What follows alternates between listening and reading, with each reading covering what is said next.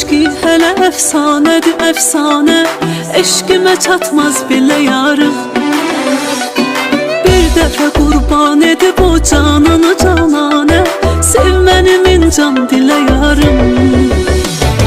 Bir səni yumşatmadı ahım fəqanım, lakin dağlar əritdim bu kədərlə.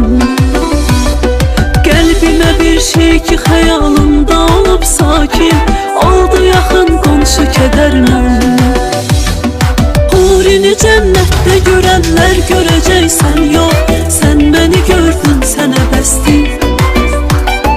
Gün gələcək hamı yadından çıxacaq, mən yox, mən əsil eşq, onlar həvəsdir.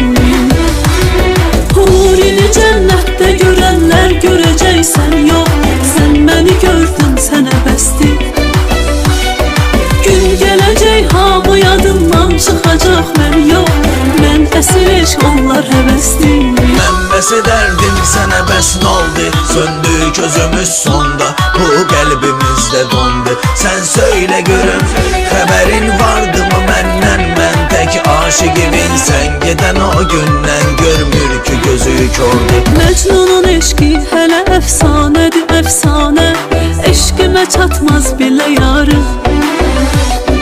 Bir dəfə qurban edib o cananı cananə. Sev məni min can dilə yarım. Bir səni yumşatmadı ahım fəqanım, lakin dağlar əritdim bu kədərlə. Qəlbimə bir şey ki xəyalımda olub sakin, oldu yaxın qonşu kədərlə. Hurini cənnətdə görənlər görəcəksən, yox, sən məni gördün, sənə bəsdir. Gün gələcək hamı yadından çıxacaq, mən yox, mən əsil eşq, onlar həvəsdir. Hurini cənnətdə görənlər görəcəksən, yox, sən məni gördün, sənə bəsdir.